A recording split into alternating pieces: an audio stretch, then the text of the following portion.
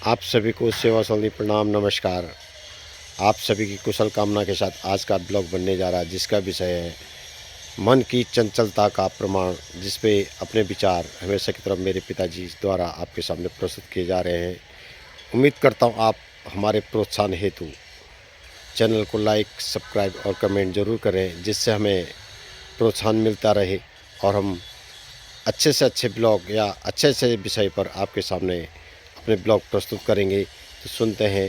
धन्यवाद। हमारे इस शरीर रूपी ढांचे पर नाक, आँख, कान, जीभ, मुंह, अन्य शरीर की बात न करें तो इतने ही की बात करते हैं। किस किस काम पे लगे हुए हैं ये आप हम सब अच्छी तरह से जानते हैं। अब सुन लिया, आंखों से देख लिया,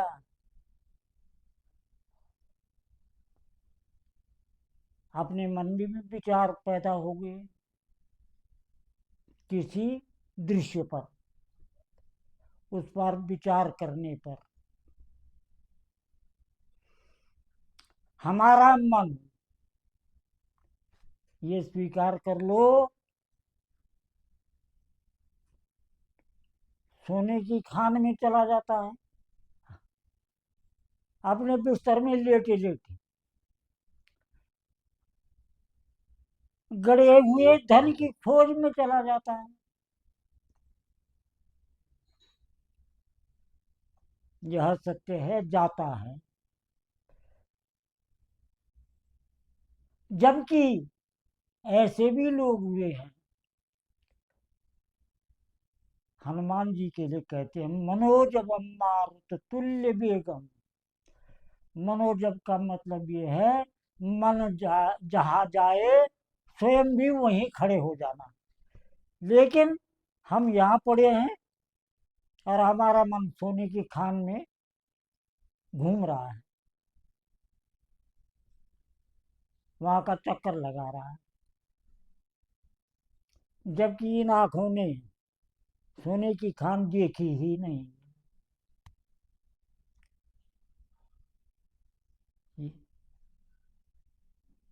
श्रीमद् भागवत की कथा चल रही थी, पांडाल बना हुआ था, वक्ता के लिए थोड़ा ऊपर, श्रोताओं के लिए नीचे। ये आपके हमारे व्यवहार में रोजाना होता रहता है। वक्ता को हम व्यास नाम से भी पुकारते हैं। व्यास जी ने पुराण लिखे, उन्हीं पुराणों का वाचन जो कर रहे हैं उनको हम व्यास भी कह देते हैं।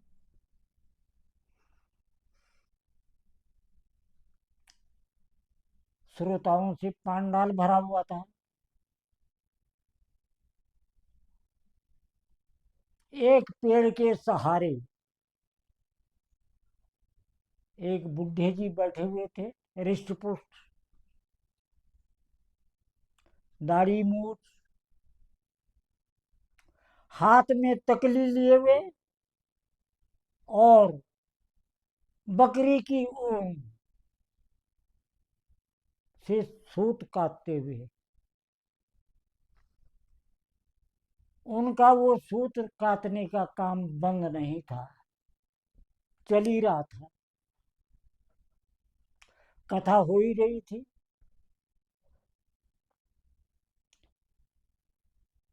ऊपर गद्दी में ऊंचे पांडाल में वक्ता जो बैठे हुए थे, जिन्हें हम शास्त्री भी कह देते हैं, आचार्य भी कह लेते हैं, उनकी नजर सब पे पड़ती है। वो इधर उधर इशारा भी, संकेत भी करते रहते हैं। नीचे वाले लोगों का केंद्र बिंदु भी वही होते हैं। वो क्या देख रहे हैं? वो तकली काटने वाले बुढ़े जी की आंखों में आंसू आ रहे हैं, पानी बह रहा है, तकली चल रही है, सूत बन रहा है, और साथ साथ रोने जैसी मुद्रा भी बनी हुई है, चेहरा।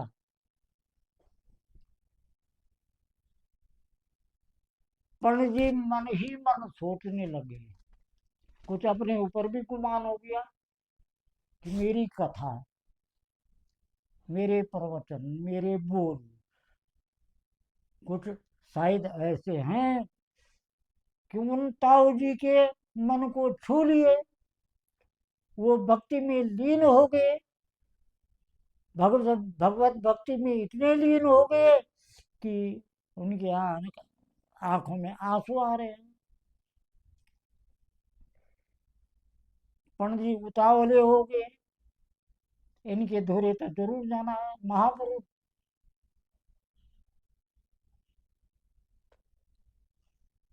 मनोभावों से बहुत ऊंचे भगवान के प्रति अनन्य प्रेम रखने वाले। कथा समापन का वक्त आ गया, आरती हो गई, चूर्ण चरणामृत सब बन गया, ओम जय जगदीश भी हो गया। व्यास जी उठे और ताऊ जी के धोरे चले गए।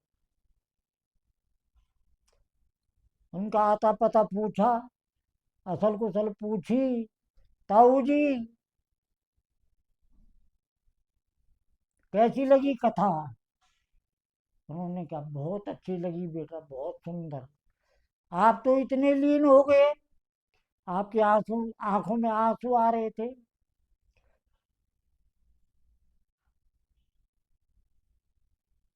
तत्काल ताऊ जी कह बैठे, बेटा तुम्हारी दाढ़ी भी वैसी ही है जैसी मेरे एक बकरे की थी।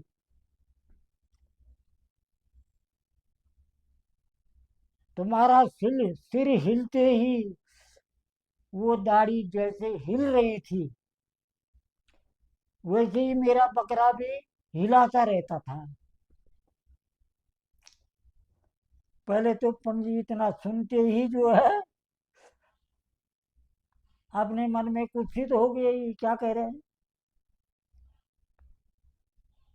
लेकिन बेटा उस बकरे को बाघ ने मार दिया है, तेंदुए ने या गुलजार ने खा लिया है। अब मुझे उसकी याद आ रही है, और उसकी याद में ही मेरे आंसू बह रहे हैं। पंडित मन ही मन बोले, सत्यानाश, सारी कथा का भी और जिसकी कथा की उसका भी।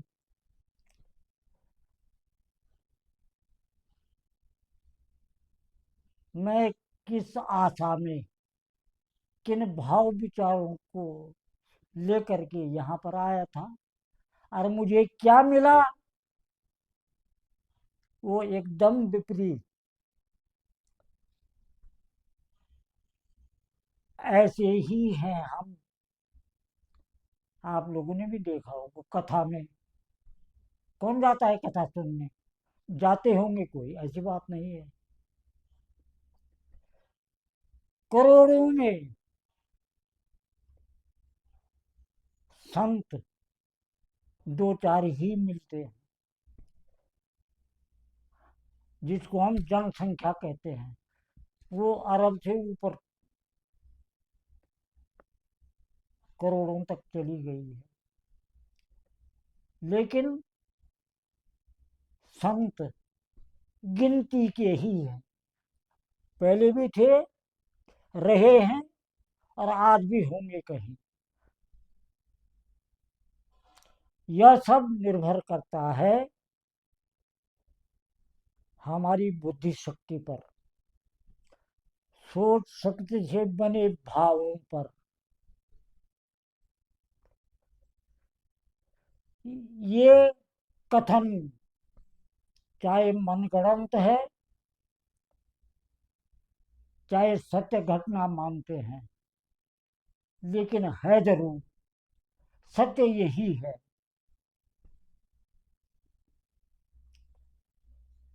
इसको भी मैं विचारार्थ